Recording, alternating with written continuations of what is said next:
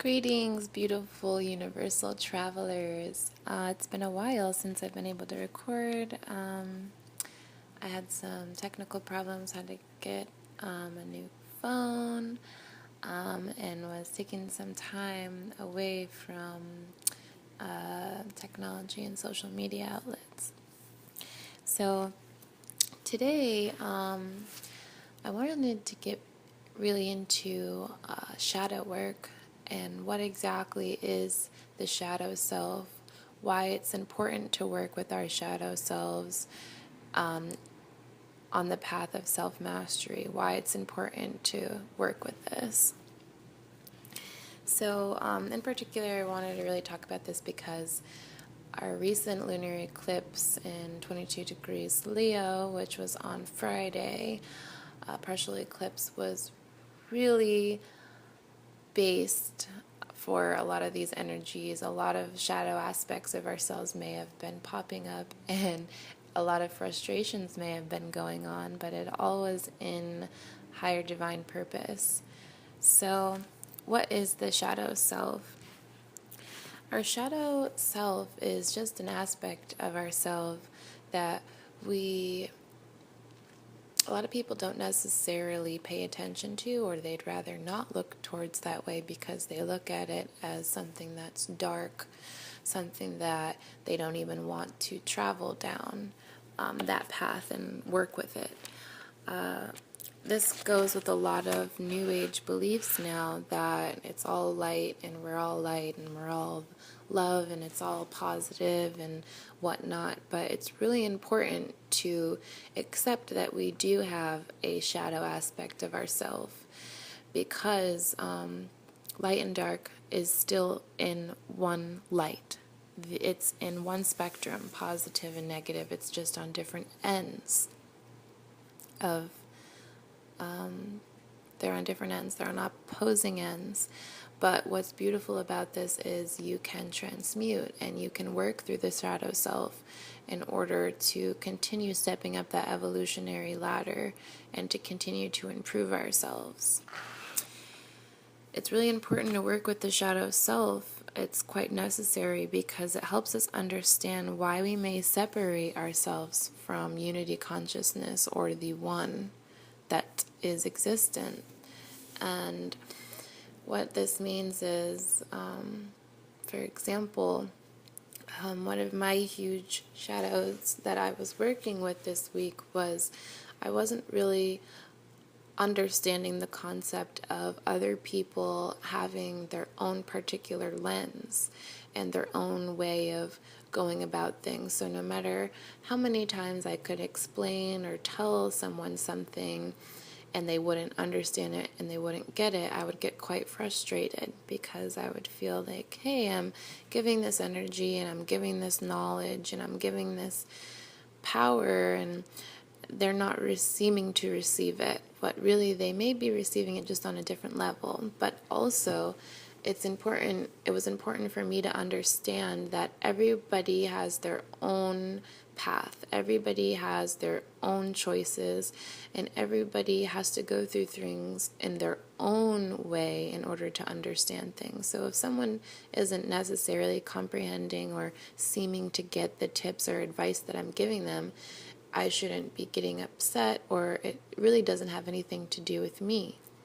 And that's something that I needed to deal with and understand in order to not get frustrated with myself and not get frustrated with the simple fact that, hey, maybe this advice will serve them later, or maybe it's just not the time for them to be receiving this right now and it's not going to resonate with what they're going through.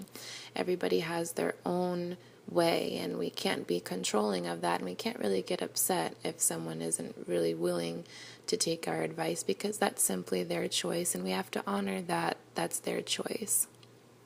So that was something that I had to really work with and understand, and I do feel now that I see it in that light, I'm able to understand that that was a shadow aspect of myself, and I needed to work through that in order to kind of shed light on that shadow aspect. So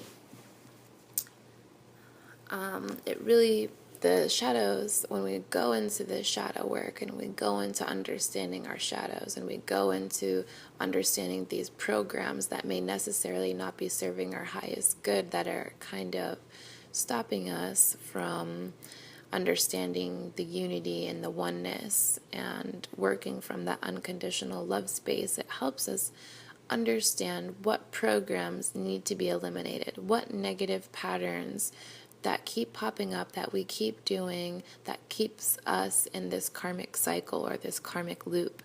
What is it that we can stop doing or we can change so we can end this karmic cycle within us when it comes to these negative aspects and programs and conditioning? It's really important, because if we look just through light and we're looking just at the positive aspects all the time and acting as if we only embody those, we really are only adding to the shadow aspect, and it's growing larger. So it's really important to keep an equal balance with the light aspect and the shadow aspect of ourself, because it is necessary to evolve and to grow. So if you don't really look at your shadow self, if you don't even acknowledge that it's there, if you don't acknowledge these things and you simply just turn away or you ignore them and you don't work through these things, they will continue, you'll continue going through the same things and you won't really be able to climb. And it's okay to have these things, because we are all human. We all have things that we have to work through. That's what we're working at here. And it's really helpful to be able to admit that to ourselves. The first step is being able to just take a breath and go through the feelings of whatever you're going through and look at it from a different perspective after. You don't take your time with it and write about it. That's something that I do often. I will write things if I notice I'm judging, or if I notice that I'm kind of observing something and it's making me feel like I need to judge in a way that's not coming from my heart. Judging anyways is not coming from the heart. I sit down and I write about it, and I try to source where these feelings are coming from so I can acknowledge them and let them go. Letting go is a huge, huge, huge, huge deal also with dealing with the shadow, because you have to understand that you gotta go through these things. In order to let them go, you have to accept that they're there. You can't just turn away and act as if they're not there, because they will grow, and they won't grow in the good way. You're not going to grow in a good way if that is the way that you continue to travel. So for those of us that really want to choose the path of self-mastery, and we want to continue climbing, and we want to continue working towards unity, we really must be able to look at ourselves and understand when these negative patterns arise and what we can do to kind of change them around. It's a huge part of healing, really a huge part of healing, when we are understanding all aspects of ourselves, light and dark, in order to embody what we truly want. We really need to be able to work in all directions, all dimensions, in all aspects. It's so, so, so important, and that's something that I've learned.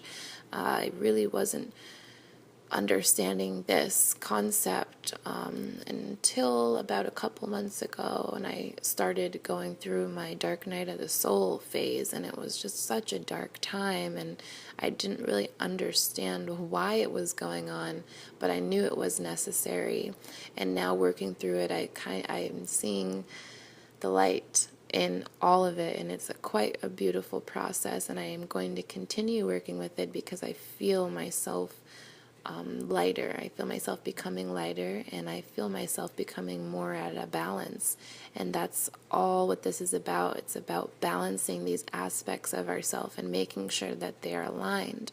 And when we do need to check ourselves, when we do need to check our ego, and we do need to check the negative aspects, like, okay, I need to slow down, I need to take my time, it's important to do that. Allow yourself the time to take the time for yourself and do that. That was another one of my shadow aspects, was I was kind of rushing and always, oh, I need to be doing this, I need to be doing this, and not really just taking a breath, letting things run smoothly, and understanding that the universe is always there to give as long as I am open to receiving. And when you are open to receiving, what that means is you are open to understanding. You are not closing off anything. Anything is possible. You have no expectations. You're willing to accept the good and the bad and work with that. That's a part of our self-mastery, is to work with good and bad and make what we can of it and share our knowledge. So, I just really wanted to share. This is going to just be a quick little podcast, but I wanted to really express this for anybody else who seems like they're going through some really troubling things. If they feel like these things are just keep resurfacing, or they feel like things are surfacing and they feel really at a loss, I wanted to let you know that it's okay, and just take a look from a different perspective if you can, and try to work through them in a different way. Look at them through a different light. Stop blaming and start accepting and start working through.